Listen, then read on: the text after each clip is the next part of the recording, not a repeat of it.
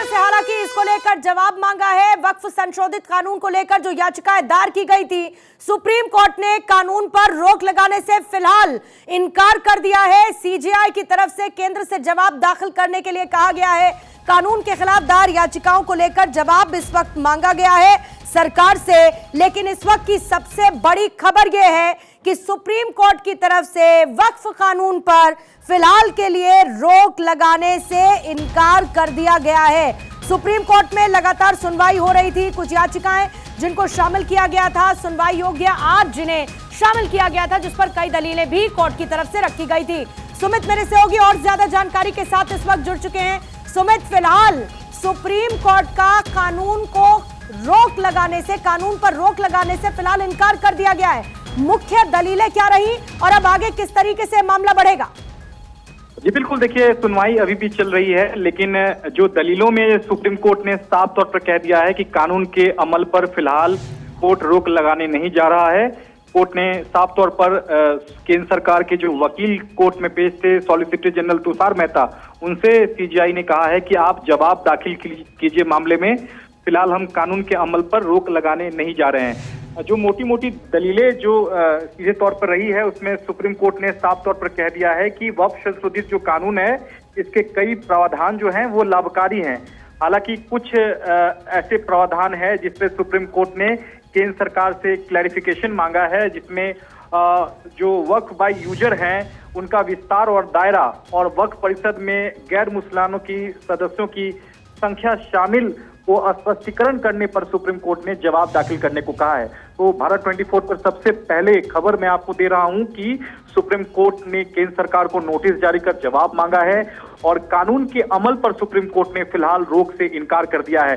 फिलहाल अभी भी सुप्रीम कोर्ट में जो दलीलें हैं वो इस वक्त चल रही है, लेकिन दलीलों के दौरान ही सीजेआई ने ये तस्वीर साफ कर दी है कि हम केंद्र सरकार का जवाब चाहते हैं। और इस पूरे मामले में सॉलिसिटर जनरल तुषार मेहता ने ये भी कहा है सीजेआई से कि अगर सुप्रीम कोर्ट चाहे तो डे टू डे इसकी हेयरिंग कर ले, हम दो हफ्ते में इस मामले में जवाब दाखिल कर देंगे। हलफनामा दाखिल करके हम तमाम जो अदालत के सामने जो भी स्पष्टीकरण की जहां तक बात सीजेआई कई मुद्दों पे जो कह रहे हैं उसको हम क्लैरिफाई कर देंगे। तो दो हफ्ते का जो समय है वो सॉलिसिटर जनरल ने कहा है कि सुप्रीम कोर्ट चाहे तो 2 हफ्ते में जवाब सरकार से मंगवा ले और डे टू डे हियरिंग करके इस मामले में अपना फैसला सुना दे। तो निश्चित तौर पर लेकिन अगर 2 हफ्ते का समय मिल जाता है केंद्र सरकार को अपना जवाब दाखिल करने के लिए, तो डे टू डे हियरिंग साथ में कैसे चलेगी? कहने का मतलब यह है कि जो ओवरऑल जो 70 से ज्यादा याचिकाएं हैं उनको सुनती रहेगी ये बेंच, राइट?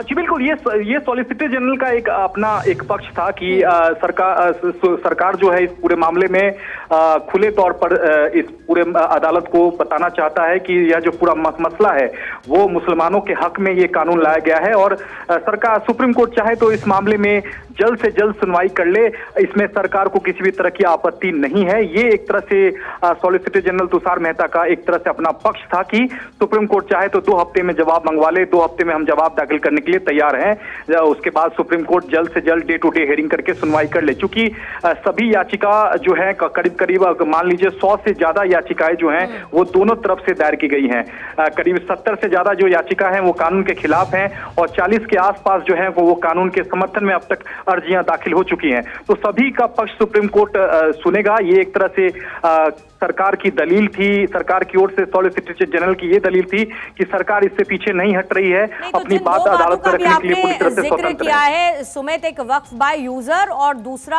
आपने कहा गैर मुस्लिमों की एंट्री इस ट्रस्ट के अंदर, इन दोनों को लेकर सॉलिसिटर जनरल की तरफ से क्या कोई दलीलें दी गई पर्टिकुलरली इसको एक्सप्लेन करने के लिए कि यह बदलाव क्यों सरकार कर रही है?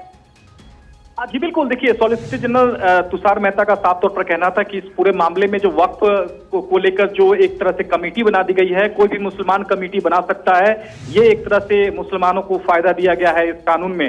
हालांकि इस पूरे मसले को लेकर सुप्रीम कोर्ट ने भी कई क्लैरिफिकेशन जो है वो सॉलिसिटर जनरल तुषार मेहता से मांगा है। सुप्रीम कोर्ट ने हालांकि ये माना जरूर है कि वक्फ संशोधित जो कानून है इसके कई प्रावधान जो हैं वो लाभकारी हैं। ये सीजेआई की जो बेंच है उसने माना है, लेकिन कुछ जिसमें वक्फ बाय जो यूजर है उसका विस्तार, दायरा और वक्फ परिषद में गैर मुसलमानों की सदस्यों की जो संख्या शामिल है उसको लेकर लेकिन कहीं ना कहीं अब तक की जो दलीलें अब तक की जो दलीलें सुमित रही हैं सीजीआई की तरफ से, उसमें एक बात तो बहुत क्लियरली एस्टैब्लिश है, हालांकि ये तमाम ऑब्जर्वेशंस होती हैं, लेकिन ये भी कहा कि जेपीसी बनाई गई थी, यानी कि ऐसा नहीं है कि सुझावों को या विपक्ष को सुनने के लिए कोई मौका नहीं दिया गया, उनकी तरफ से किस तरीके के वो बदलाव इंड्यूस करना चाहते हैं, किससे उन्हें दिक्कत है, मतलब पूरा का पूरा जो रास्ता होता है, जो प्रक्रिया होती है, उसको अख्तियार उसका किया है सरकार ने इस कानून को दोनों सदन में पास करने से पहले। बिल्कुल आपने सही कहा। देखिए, यहाँ जब सुनवाई शुरू हुई थी तभी सॉलिसिटर जनरल तुषार मेहता ने कहा कि वक्फ संशोधन बिल पर परामर्श के लिए जेपीसी का गठन किया गया था और इस बाबत 38 बैठकें की गई थी, 92 लाख ज्ञापनों की जांच की गई थी। बिल लोकसभा राज्यसभा से पास होने के बाद राष्ट्रपति ने इसकी मंजूरी दी है। ऐसा नहीं है कि जो भी कानून है उस पर सभी पक्षों का सुझाव नहीं लिया गया है, ऐसा नहीं है। तो यही वजह है कि सरकार ने जो है वो सीधे तौर पर सुप्रीम कोर्ट में कह दिया है कि सरकार इस मामले में सुनवाई से पीछे नहीं हट रही है। सुप्रीम कोर्ट चाहे तो जल्द से जल्द 2 हफ्ते में सरकार जवाब देने के लिए तैयार है और कोर्ट चाहे तो डे टू डे हियरिंग करके इसका मतलब सुप्रीम कोर्ट में ही सुनवाई सुमित ये होगी, क्लियर है, क्योंकि शुरुआत में सीजीआई की तरफ से कहा गया था कि क्या इसे हम हाईकोर्ट भी भेज सकते हैं, फिर अभिषेक मनु सिंघवी ने कहा कि इसे हाईकोर्ट ना भेज के यहीं पर सुनना चाहिए। बिल्कुल, देखिए, अभिषेक मनु सिंघवी और कपिल सिब्बल ने डिटेल हियरिंग की है। एडमिशन के स्टेज पर ये पिटीशन थी और यहाँ सीधे तौर पर कहा गया है कि यह पूरा मामला जो है वो संवैधानिक मुद्दा है, क्योंकि आने वाले दिनों में संविधान पीठ को भी यह मामला भेजा जा सकता है। इस लिहाज से दोनों वकीलों ने सुप्रीम कोर्ट से मांग की थी कि सुप्रीम कोर्ट ही इस मामले की सुनवाई करे। उसके बाद सुप्रीम कोर्ट ने साफ तौर पर तस्वीर साफ करती है कि सुप्रीम कोर्ट ही इस मामले की सुनवाई करेगा और सरकार सुनवाई के दौरान में ही सीजीआई ने कह दिया तुषार मेहता से कि आप जवाब दाखिल कीजिए, हम इस मामले में आगे सुनवाई करेंगे। तो ये तो तस्वीर साफ हो गई है पूर्णिमा की, अब इस मामले में सुप्रीम कोर्ट की सुनवाई करेगा। हालांकि सुनवाई के दौरान जब शुरू हुई थी सुनवाई तब सीजीआई ने कहा था कि हम 2 बिंदुओं पर इस पर गौर करेंगे कि क्या इस मामले को हाईकोर्ट भेजा जाना चाहिए या फिर सुप्रीम कोर्ट को ही सुनवाई करनी चाहिए, और सुप्रीम कोर्ट को सुनवाई करनी चाहिए तो किन बिंदुओं के आधार पर सुनवाई करनी चाहिए। बिल्कुल, पहले पर वो आधारित रहेगा। मैं सुमित लौट रही हूं आपके पास, एक बार हेडलाइंस दिखानी होंगी। बड़ी खबर फिलहाल ये बताते हुए कि सुप्रीम कोर्ट ने वक्फ कानून पर फिलहाल रोक से इनकार कर दिया है, ये कहते हुए इसके कई ऐसे प्रावधान हैं जो कि लाभकारी हैं, लेकिन इसके साथ साथ केंद्र से जवाब दाखिल करने को भी चीफ जस्टिस ऑफ इंडिया की तरफ से कह दिया गया है।